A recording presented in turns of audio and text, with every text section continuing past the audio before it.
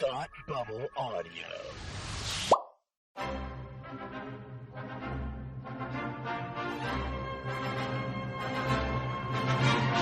Look, up in the sky. You will never find the more wretched hive of scum and villainy. Welcome to Beer with Geeks with Tim and Frank.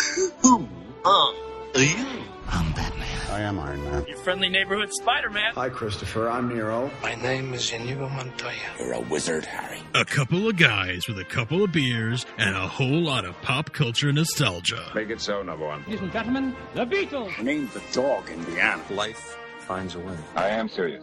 And don't call me Shirley. Now sit back and crack open a cold one, because it's time for Beer with Geeks. It comes in paints? Shaken, not stirred. Great Scott! I was way off. I knew it started with an S, though.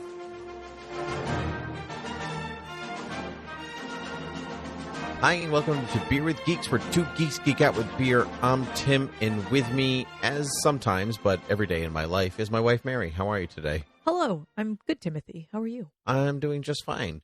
Today, Mary is joining me on Beer with Geeks because Frank didn't want to. That's Frank's a busy man. Frank's He's exhausted. Truthfully, it's because I'm busy. It's because I have to do that orientation. Wait, what are you doing? Throwing that on Frank? So I just said, Frank, I'm going to do this episode with my wife, and he said, "Good. I've been waiting for this episode for years." I don't want to be here. Yeah. So no, Mary is back. You were here last year. We talked about Rings of Power. In a string of things. I guess that wasn't even last year. It was just months ago, whenever that show ended. I don't know. It feels like March year. or something. March, yeah, something like Technically, that. I'm here all the time, just not on this show. I do live here. Yeah, that's what I've been told. I do live here in this hole. Yeah. So Mary is here. We're continuing our Disney chronological rewatch that we started during quarantine and still haven't finished because we don't finish projects. Apparently, we finish house projects. Yeah, but at the rate that we do not finish watching animated Disney movies in chronological release order. You think that we would, because we're talking The Little Mermaid to Tarzan today, the so-called Disney Renaissance. Woo! And so the movies are as follows: The Little Mermaid, Rescuers Down Under, Beauty and the Beast, Aladdin, The Lion King, Pocahontas, The Hunchback of Notre Dame, Hercules, Mulan, and Tarzan. And you may be saying to yourself, but Tim, maybe Mary, I don't know, maybe you can't tell our voices apart. I hope so. I hope not. Either one of those. You might be saying, but what about The Nightmare Before Christmas, or a Goofy movie, or James and the Giant Peach, or A Bug's Life, or Toy Story? And to them I say, those were not the movies we wanted to watch. Yeah, we're only doing 2D animation. We're doing 2D animation, and we're specifically only doing the Walt Disney feature animation movies, not skeleton productions, not Disney movie tunes like a Goofy movie or Pixar. This is specifically just the main track of Walt Disney animation. Take us even longer to finish that project. Right, exactly. Though I am not opposed to going back and watching stop motion or doing this with Pixar afterwards. But for now, we're just talking about this. But of course, this is Beer with Geeks, but Mary and I aren't drinking anything because we brushed our teeth before doing this. Because trick of the trade, brushing your teeth actually wakes you up a little bit. Yeah, and so it just gives you the boost of energy you need to do a 30-minute podcast before collapsing in bed. 5 minutes ago, I was curled up on the bed, being like, I don't think I can do this. And Tim was like, "Well, I'll just make the bed up for you and just brush your teeth." And I brushed my teeth. And I was like, "I'm ready." I know. So, it's a trick, right? It is truly a trick. I do it all the time. Minty fresh. When we say, let's start a movie at 9 o'clock, like mad people, it's a Disney movie. It's only 80 minutes. Yeah, I brush my teeth before so I can stay up for the whole 80 minutes. Yep. Yeah. If I don't do that, I'm never making it through. Nope. Anyway, let's start with The Little Mermaid. First came out in 1989. It was the first movie I saw on the big screen. You know that. Other people listening to this podcast might not know that. It was my first movie, and I think it's really just okay. Super boring. Yeah. Right? It's really boring. Yeah, I mean, Under the Sea is very fun, and the songs are good. I'll give that much. Like, the songs are very good, but it's just kind of like, I'm in the ocean. Yeah, I like this guy. I think the cleverest part of it that I remember liking when we watched it was that her sisters like were representational of the other oceans. Mm-hmm. Like I was like, oh, that's really fun. Where's the rest of the fun? Like, like the songs are good. Like, Under the Sea and Kiss the Girl. Like they're all fun, and Ursula's fun, I guess, but like it's not the sum of its parts. Like I understand it's like one of those like I see why it revolutionized Disney's animation studios. Yeah. It looks very pretty. It steps above Oliver and Company, or like really by leaps and bounds, which was the previous animated movie before this. It's totally different from what they had done before. Even though it's a princess movie, technically, like it harkens back to like their golden age, but it modernizes it in a good way. But like the other movies in this era did it better, so I feel like it's actually harder to go backwards. Yeah.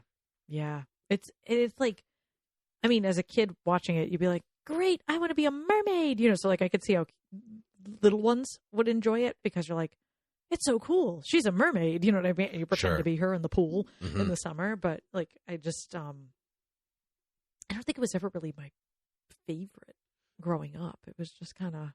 It was there. Yeah, it was there. It was just a fun thing. It was pretty much there for us two growing up, my siblings and I growing up. It's a movie that we watched, and we watched it together, and then we kind of moved on from it. I remember having an Ariel like bath toy.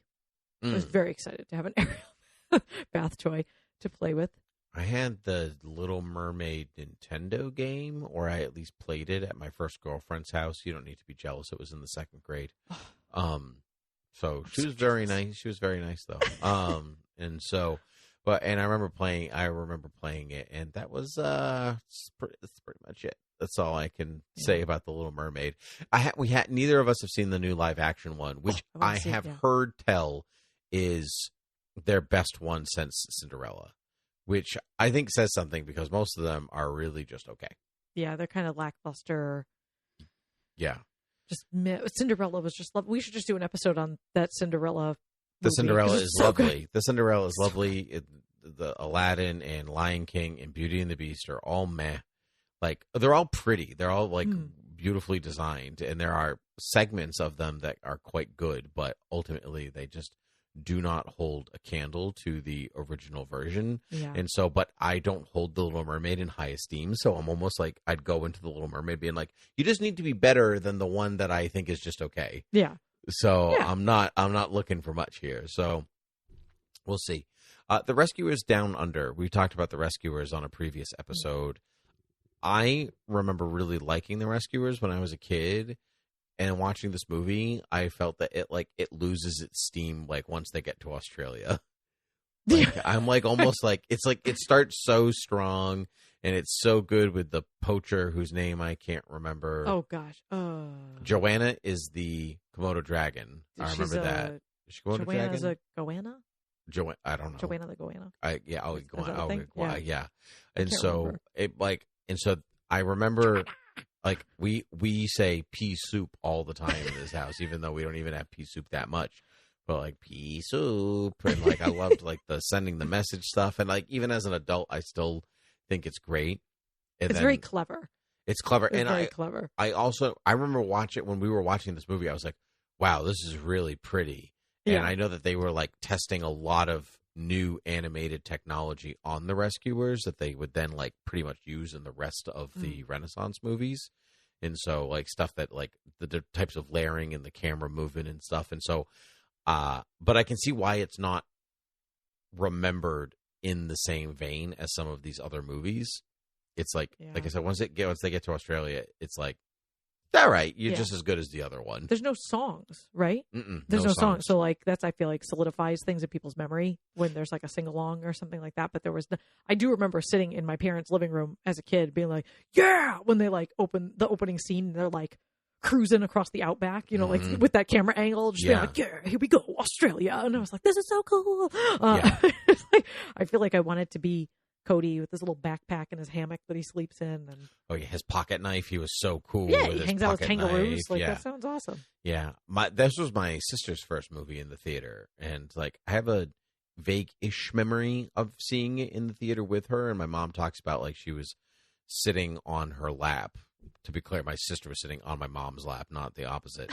And like her, like the camera like opens on Australia, and I guess the eagle dives down the canyon or whatever, and my sister like opened her arms and just like kept them there the entire movie. Like, come to me, Australia. Come to me. It makes me want to go to Australia. Sure does. Yeah. I would like to go there. And also not at the same time. So it seems dangerous. It does seem dangerous. Yeah. This poacher is played by George C. Scott there. Yeah. This is a dangerous place. What the heck is his name? The character's name? Why am I don't know. I can't remember. And I'm not going to use my one lookup to do that. No. Yeah, that's really... If we get to the end of the episode... He's not worth it. No, and it's George C. Scott, and that's the more important part. Let's get to the good one, Beauty and the Beast.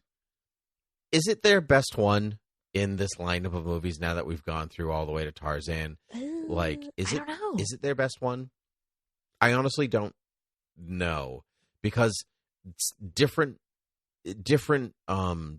These movies hit me differently each time. Like I remember like thinking like, oh, like The Lion King is the superior one, but I was like, probably because I've seen it so many times. But like watching The Lion King, I was like, all right, like it's The Lion King. Yeah, let's just move on from The Lion King. Like, it's really. I think I've just seen it too much. Yeah, I think so. Yeah. You just watched it.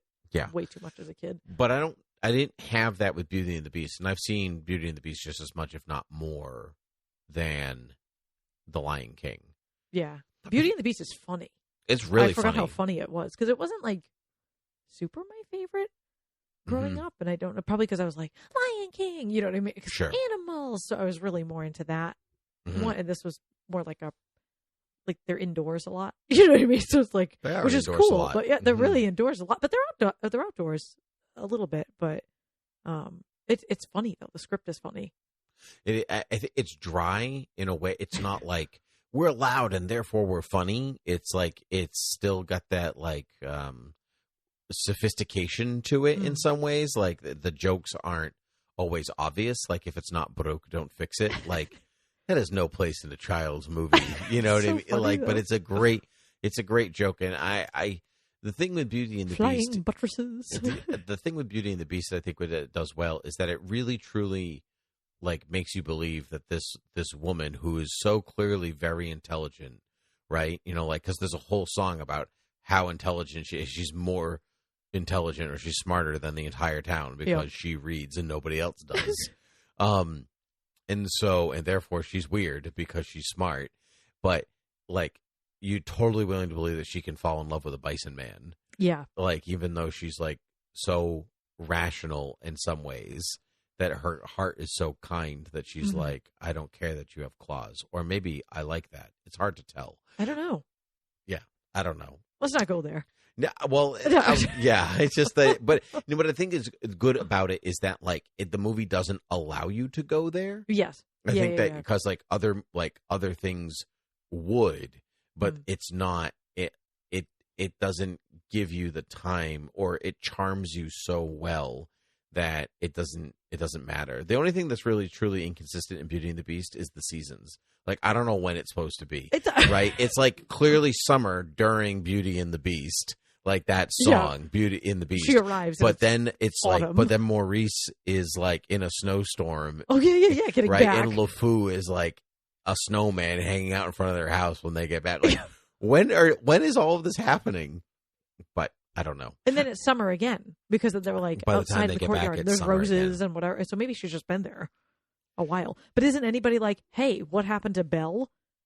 No, because she's weird. They True. don't like her. But like Gaston is like stalking her. You'd think that's like, true. You would think that he would know what happens. Maybe because it's winter and they're like, we never see people in the winter. I don't know. They got to go out sometime. Maybe. I don't know.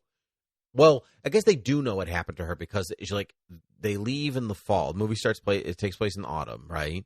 That's when Maurice gets, Yeah, it looks autumn-esque. Autumn-esque. Maybe. That's when it's definitely autumn. Is it? Okay. Yeah. And then and then Belle goes to find him. It's like early winter, and they go through like Christmas and all this stuff. And I know they go through Christmas because there's a whole movie about it, right? Oh, yeah. Yeah. And then I guess it's supposed to be spring when they like really fall in love, right? Yeah. And I guess that explains some of the snow. So by the time she gets back to her house to rescue her father, it's basically summer. Because it like almost like looks humid at that point in the movie. Like it's a really good piece of animation where you can tell it's warm outside. Like it's interesting. I don't know. Or maybe it is supposed to be spring because spring, new life and stuff. I don't know. Anyway, Aladdin. Those seasons. Anyway, that's my biggest complaint about Beauty and the Beast. Aladdin is not as good as I remember. Yeah. It's really loud and annoying. That was my takeaway as a 36 year old. Like everything to me is loud now. I'm like, why is that music so loud? Turn it down like all the time. So I'm like, I don't know. Robin Williams is phenomenal, but it wasn't like always my super favorite as a kid. I loved Aladdin. That's what took me by surprise. And so, but it like truly rests on Robin Williams. It does. Yeah. Yeah. Not that like Jafar's not like creepy and like the Cave of Wonders isn't cool or like the Sultan is funny. Yeah. Like it's got stuff going for it. It's pretty, but it just like isn't as good. Yeah. It's loud. It's just loud. It's just like it's bombastic in a way that like Beauty and the Beast is not, even Little Mermaid is not, The Rescuers isn't like, even The Lion King, which is also kind of loud. It's like we've transitioned to a new thing where it's like, okay, here's some flashes to like keep you occupied. Yeah. Yeah. But The Lion King at least gives you more somber or moments to balance out the loudness.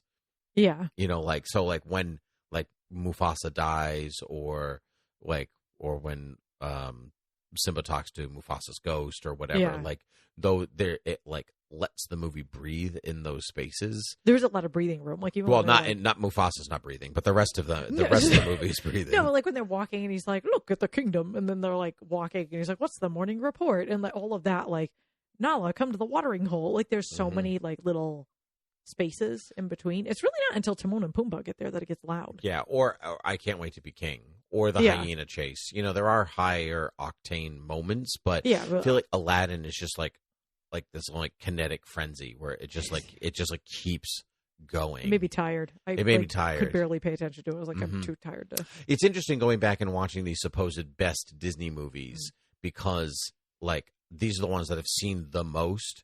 Yeah. So like you would think that I'm like, I agree they are the best, but now like because I've like seen them so many times, it's like, whew, okay, here we go again. So the ones that, so going on like from The Lion King onward, there are movies that I haven't seen as much that I was maybe a little bit more invested in because I had forgotten so much. So maybe if I had forgotten more of Aladdin and The Lion King, then I would be more invested in them. I'm not really sure. The Lion King, we already talked about. Let's talk about Pocahontas.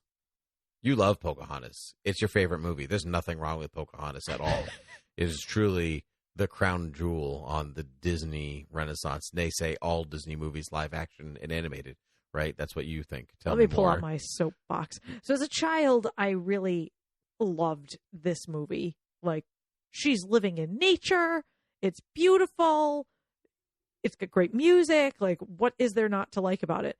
Well, that's because most schools don't teach history like properly or in depth at all. I think you need to be far more specific than they don't teach history. Okay, they don't teach As a teacher, I'm offended for my colleagues whom I know are teaching history correctly. I know.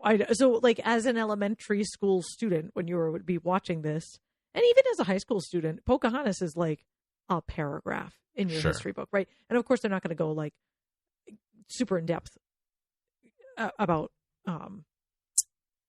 just one person in history, right? So it's like they have to gloss over a lot. I understand that, but the problem I have is that all of these movies that we're talking about, and we talked about this earlier, all the movies that we talk about, they're all like takes on fictional stories. Sure. Pocahontas is a historical event, right?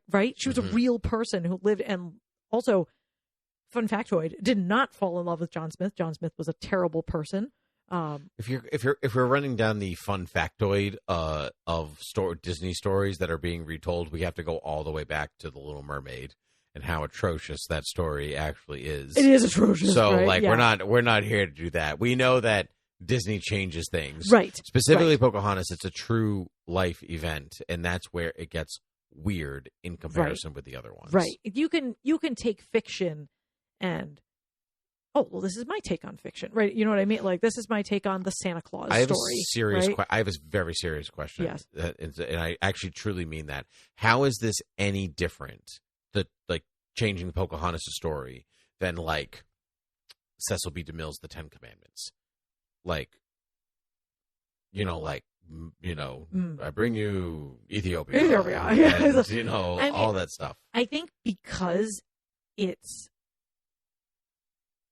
So, like, the Ten Commandments, if you look at, like, Exodus, right, that how long ago it was written, and a lot of it is, we're trying to piece together things. I'm like, what, did it really happen this way? I don't know. Sure. You know what I mean? But, like, Pocahontas didn't happen that long ago. Like, sure. Her story, her life was not that long ago. And her story, she has direct descendants, right?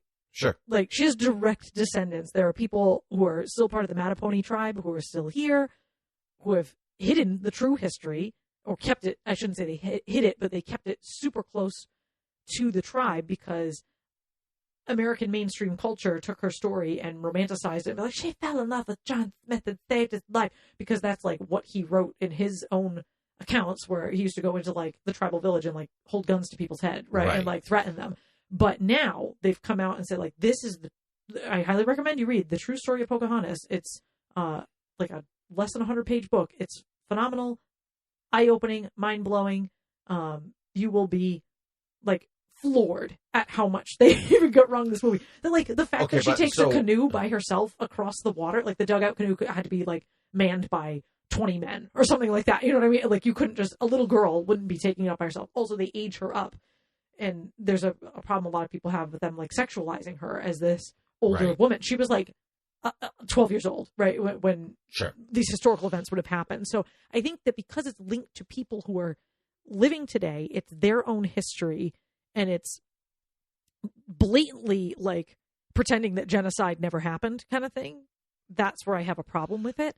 And it's, I think, confusing. Like, as a kid, I was like, I love Pocahontas. This is amazing. Like, how interesting, and like blah, blah, blah. And it's just like totally painting an entire group of people in a false light, like kind of perpetuating a stereotype, and then making you think that you're learning something historical, and you like learn it later, and you're like, wait a minute, huh? And then you feel guilty about it afterwards. Well, how did I not know about this? Oh my gosh, I used to like that movie. Am I a bad person? Like, so, and I don't think I'm a bad person because I like that movie, because when you're ignorant to something as a kid, like my parents didn't know, and none of my family knew like real history of that. So like real thing though. So the true story of Pocahontas was not released until after this movie came out. Correct? So how much is Disney at fault for information they did not have access to, could not have access to, and then making this movie? You see what I mean? Like, if you only have the information that is available to work with, and the true, quote unquote, true story is held away, then can they be at fault for making this movie? I honestly think they shouldn't have touched it. And just in general. Yeah, I don't think they should have made it. I don't think it was necessary for them to make the movie. But if you look at something like Moana incorporates so much of Polynesian culture and like legend, myth, whatever. But it's a fictional story, right? So kids who can identify with Moana can be like, oh, cool. You know what I mean? Like, it's fictional. It's a new, fun story that they've come up with, that they're incorporating some stuff, myth and legend and culture, but they're not taking... Moana wasn't like, this person lived at this time and blah, blah, blah, and then we just like totally changed her story. Okay, so next question. So if they removed all the real characters' names and kept the movie basically as is, but it's not John Smith, it's not Governor Ratcliffe, it's not Pocahontas, and you change all their names, but you keep this movie like as is that better or worse? I don't know. I could go either way. Because they're not saying that it's Pocahontas. Right. It's its own thing, just Right. based on the general events of the settlement of Jamestown.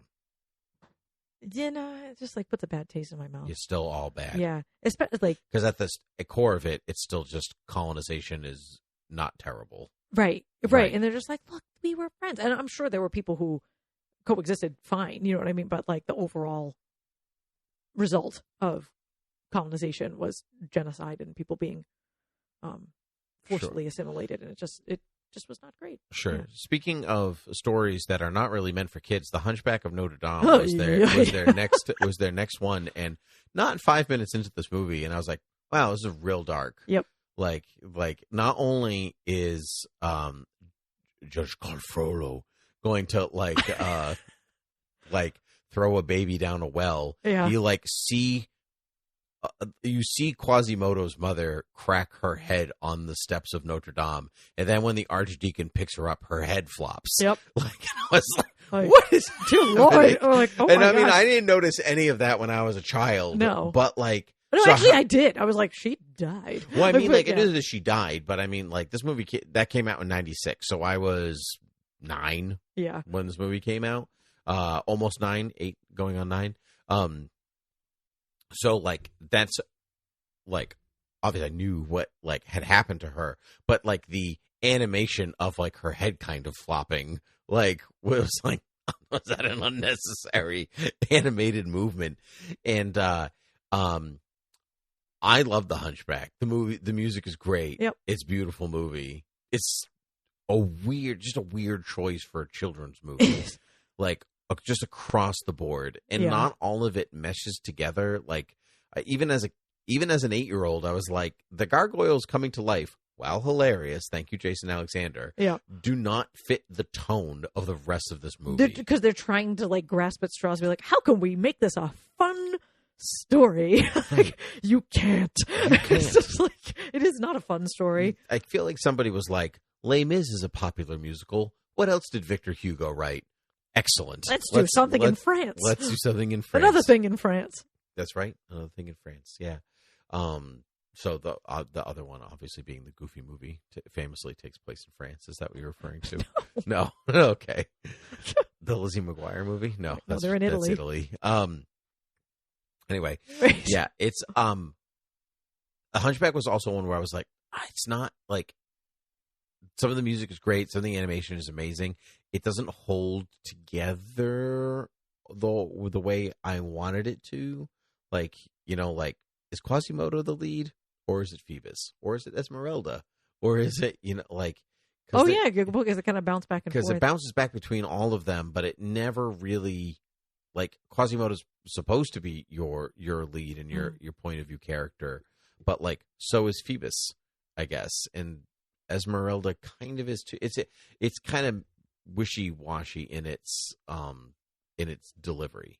But I do think Frollo is one of Disney's best villains. Yeah. I will say, like, you hate him. He's the worst. He is the absolute worst. He's so bad. People make fun of Hellfire all the time, like, you know, but like, that song's great because because it showcases how much of a hypocrite he is. Oh yeah. Like, it's one of the best Disney villain songs because it's not just like Poor Unfortunate Soul where like, I'm Ursula and I'm having a good time singing this song. Yeah. Like, or even Scar, who's like, here are my Nazi hyenas, like, or whatever. This, like, I'm just going to tell you to be prepared because it's good life advice and I'm just going to apply it poorly to my life, you know, but like his is like, it's like sexual and violent and creepy and bigoted, and it's like all this stuff, and I'm like I think this is a great song, but because it showcases so much of who he is, and you just hate him even more than you already do by the end. It's a great, the whole thing, that all of that is great. Yeah, good music. The unsung hero of Hunchback of Notre Dame is the Archdeacon. Oh, absolutely. He's like keeping it all together, like making sure people don't die, giving them sanctuary. Yep.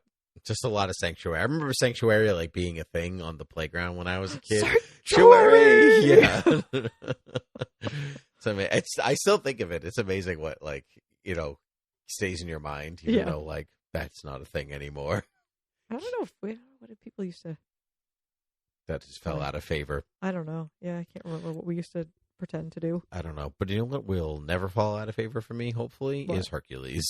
Hercules! Yeah. What a gem of a movie. It's from so good. start to finish. It's so good. I think this is the best one, maybe. It might be their best. It might be. The only thing with her, after I won't say I'm in love, I think it loses. It weirdly loses steam, even though it's supposed to ramp up at that point.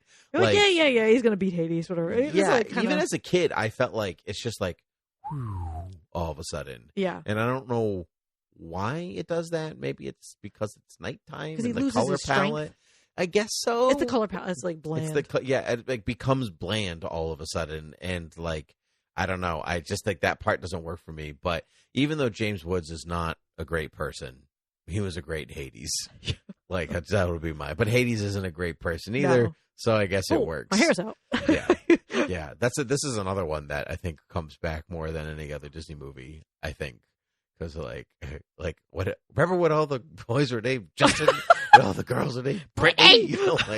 Jason, not Justin. Jason and Brittany, and then the You're wearing his merchandise. Yeah, if is good. It's good. We say it a Pain lot. and Panic are just the best. There's very little in this movie that I don't like, and I think it even sits a little bit outside of the Disney house style.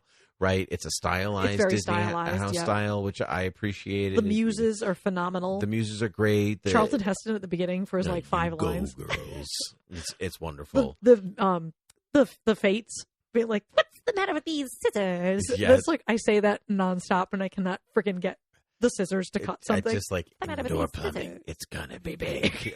That's even when I was a kid, I loved Hercules. I had some Hercules toys, and it was because Hercules came out in '97, so I was just turning 10 because it came out the month before. Movie. Was it really? Yeah, it was not at the movie theater though. Was that? I knew that it was at a big screen at a college. My parents took me. I didn't know that. I knew that about you. Yeah, but you didn't know Little Mermaid was my first movie. I feel like you told me this, but you tell me a lot of things, and my brain is. But somehow I get in trouble when I don't remember things that you tell me. That's not a fair arrangement. No, I'm just kidding. Do you remember the synopsis of the true story of Pocahontas and all the fun factoids that I shared with you? Yes, because you tell me every day. Get the book, people. Yeah. Get the book. I made a terrible mistake buying that for you. yeah, it's all your fault because you bought it for me. I thought you would enjoy this, and I did. And I was like, this is phenomenal. Yeah, so I'm a great gift giver, but I am the recipient of I am hoisted by my own petard or whatever. Yep. Yeah, Hercules is great. Everyone's been captured. I've been captured. Yeah, even if you know Greek mythology and Zeus was awful and Hera was even worse and all this stuff, the movie is so charming in its delivery of everything that you don't care that real quote unquote real life Hercules murders Megara and his entire family. Yep. It's fine. Hera made him do it. He didn't know he was doing it. But it's fiction, so you can play with it. Correct. It's not real. None of it's real. Right. I have a question. This bothers me. What? Hercules is the Roman version of Heracles. Correct. The Greek version. Why is this movie called Hercules and not Heracles? Because nobody knows Heracles. Most people just know the name Hercules. I don't know why everybody knows the name Hercules. Because of the great Disney movie? No, I was going to one. Yes, probably. But no, because of the great Kevin Sorbo Hercules live action TV show from the 90s. That's true. I used to watch it when I was a kid. But again, why wasn't that Heracles and not Hercules? I don't know. It bothers me. Because Hercules rolls off the tongue a little better than Heracles. As a student of the classics, it bothers me. If the classics. It bothers me. I wasn't really a classics major. It just bothers me. Say. Mulan is the second to last one. I love Mulan. It was great. It's so good. It was wonderful. I actually forgot how good it is, and also kind of loses some steam. Yeah, stylized as well. Beautiful. Also, yep. Mm-hmm. Yeah, they were really these two. They were really going for a particular thing. They were we're moving out of the house style a little bit. We're moving slightly away from the musical form, like Hercules. Because it's told by most of the songs are told by the muses, except for a little bit of "Go the Distance" and Phil's song, and I won't say I'm in love. Most of it is outside of those characters, and then Mulan is just about a regular amount. Yeah. But the Mulan songs are not as there's like 2 good songs in Mulan. Yeah. No, that's not true. No, like all of them are pretty good. They're all pretty good. I totally take it back. I was just thinking of Girl Worth Fighting For, because that's one. That's the one I'm like, yeah, whatever. That's just the weak one in a great lineup of songs. Yeah, so I actually take back what I said. But it's so funny. Mulan also doesn't suffer from the Pocahontas syndrome, where you're like, she's not real or they're real or whatever else. Like, it's fairly respectful towards the culture. The people who are in Mulan are still proud to have been in Mulan, which tells you a lot. Yeah. And I think that goes a long way. I think they did more. I don't know. I don't want to say that I think they did more research, but like, because they did. I think they did some research for Pocahontas, but it feels like a kid's report. Well, so here's the thing about Pocahontas. I don't know who they consulted. Pocahontas and The Lion King were made at the same time, right? Do you know this? The fun fact I'm about to lay down on you. So Lion King and Pocahontas were kind of like pitched at the same time. They're multiple movies, obviously, made at the same time, so they can come out every year. But the senior Disney animators thought that Pocahontas was a better story and would be a better movie. So all the senior staff went to work on Pocahontas. Senior staff meaning an older staff, right? So maybe like, cowboys. They grew up with cowboys and Indians and the westerns and whatever else. So they had like a really poor surface level understanding of Native culture. Therefore, like the research that they did are also like therefore surface level. It is the junior animators that made The Lion King, and so like you could just feel like the energy and vibrancy and youth from The Lion King versus the more methodical, slower paced, like almost more like the movies from the 50s, style of Pocahontas. And it's like, I want to like it because it's stunning. I mean, the animators did a stunning job. Most of these movies are stunning. Yeah. Yeah. You're just like, dang, nabbit. Yeah. But yeah, it feels like they did more research for Mulan. And I wish, so one thing sorry, I'm like, keep going back to Pocahontas, but when we watched Peter Pan, they have that little disclaimer being like, there may be some things that are offensive. There's no disclaimer like that. Right? Nothing. But I mean, like I know it bothers you, but like, I don't know how big of a deal it truly is if Pocahontas can lift a boat that only 20 people could actually do in the grand scheme of like accuracy or accuracy. But the spoiler alert to the true story. She also has she was murdered. Yeah, I know, but and Quasimodo like commits necrophilia probably. Like those are not part. Yeah, those are not part of the stories. Yeah. But you know, but like, I mean? It's not. They're not going to be like Quasimodo. May like it's all about like we understand. It's like the disclaimer is like we understand that representations of characters or whatever may be slightly offensive to or majorly offensive to some viewers. You know, like so they put that in front of what do you call it? Peter Pan, Dumbo. 3 Caballeros, like, you know what I mean? But like, it feels like they stopped at a certain date and they're just like, no one's offended by Pocahontas, right? Nah, it's like Colors of the Wind. No one could be offended by this. Which I guess makes it worse. Just acknowledge the fact that you totally like twisted a story. You know what I mean? That they didn't know well, I guess they did know they twisted it, but they only twisted it from the perspective that they knew. Right. Yeah. I don't know. Like, I'm not saying that it's okay. I'm just saying, you know what I mean? Like, right. And how does like a small tribe go up against Disney and be like, hey, they don't. Right. They don't. So it's like, that's what kind of makes me annoyed about it. It's like, hey, come on. Like it's very important to some people. So just don't. Yeah. We're done talking about Pocahontas. Okay, I'm sorry. You're not allowed to talk about it the anymore. Soapbox is going back in the closet. Yeah, you're not allowed to talk about it. Put the secret soapbox that you have. I know you're standing on 2 soapboxes. I can see them. So it's just one at a time. They become unsteady as you keep adding soapboxes. I don't have anything else to say about Mulan except that Eddie Murphy continues to be great. Yeah, like hilarious. Just hilarious. And finally, Tarzan, which is like the tipping point of the Disney Renaissance. It's not a musical. It's got obviously an excellent score and soundtrack by Phil Collins. Phil Collins just went all out. He went all out. Everybody knows he went all out. It's amazing. Tarzan itself is just okay. Yeah, it's kind of it's slow. Like you feel like it's, but I like that that it is kind of slow. Like you feel like like the jungle feels like real. You know what I mean? Like it just feels like because nature is slow. You know what I mean? Like he lives outside of human society and stuff like that. So like it makes sense that his world is just slower than the rest of the world. I like that. That's a good take on it. I saw a video years ago about why like people don't think about Tarzan in the way that they think about some of these other movies. I think I might have shown you this, where it's because as good as the soundtrack to Tarzan is, because Phil Collins explains in the songs how these characters are feeling instead of the characters explaining it themselves, the audience doesn't connect with them, the characters in the same way, which is why I'm more than willing to listen to the Tarzan soundtrack almost all the time, but like I will not rewatch Tarzan with the same veracity that I would choose to rewatch Hercules or Beauty and the Beast.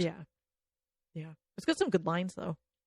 Yeah, like it's very pretty, and that jaguar is just out to kill everybody. Leopard. So the leopard, I don't know. Yeah, the leopard. Jaguars live in South America. I am familiar with that. Actually, the piranha's native to South America. Yeah, it's water. Seeing a Terry. It's a piranha. Yeah. So it's all good. I can see where it just like Tarzan like is the tipping point though, because then we get into Fantasia 2000 and everything, and so like it's just a completely different veer. If there wasn't, it's actually only a year difference. So I would argue that even though it's not a musical, The Emperor's New Groove should be in the Renaissance, because it's just the best. It's so good. We haven't even rewatched it. I'm actually really looking forward to the next phase of rewatches. There's very few left because they started switching over to other stuff. They started switching over to 3D animation, we've got like Atlantis on the docket. Yeah, Atlantis which I'm actually excited to watch those, mostly because like I was then a little too old to go for Disney movies. Emperor's New Groove was pretty much the last of that lineup for me, and by that I even watched it in someone's house. I didn't see it in the theater. And so stuff like Atlantis, Treasure Planet, like I've only seen Atlantis once because of you, and I've never seen Treasure Planet. Treasure Planet is pretty cool, but Atlantis is better. Yeah, see, I was like, we were into Pixar by that point, so I had left Disney Animation behind. So, but anyway, all very good. Anything you wanna say before we wrap up? Sorry, I got on a soapbox. That's okay. That's what this is for, probably. Yeah. Educate yourself, I would say. That's good. Because don't feel bad if you liked any of these movies. You know what I mean? If you like, that's what I've learned as I've gotten older, is that you can't blame yourself for not knowing about things. So like continually educating myself about certain stuff and history and all that good stuff. Yeah. Reevaluating. It's a growth. It's just like a growth mindset. I don't know. It's like, that's why I feel like watching these again. Even like somebody's like, wow, I really like this one. Like, I don't know what it was. Like Beauty and the Beast as a kid, it doesn't really hit me the same way. So like, it's just, you could still enjoy stuff and continue to grow. Yeah, I agree. So what you're saying is you want a copy of Tarzan by Edgar Rice Burroughs for Christmas. I'm hearing you loud and clear. No, I'm not going against it. I think you want it. All right. Well, that's it on Beer with Geeks. So too many books. You can find us on thoughtbubbleaudio.com. Check out all of our other shows. You can rate and review us on iTunes and find us all the places podcasts can be found. And, of course, you can support us on patreon.com/thoughtbubbleaudio. Mary, my wife, thank you for joining me on today's episode. And so until next time, cheers.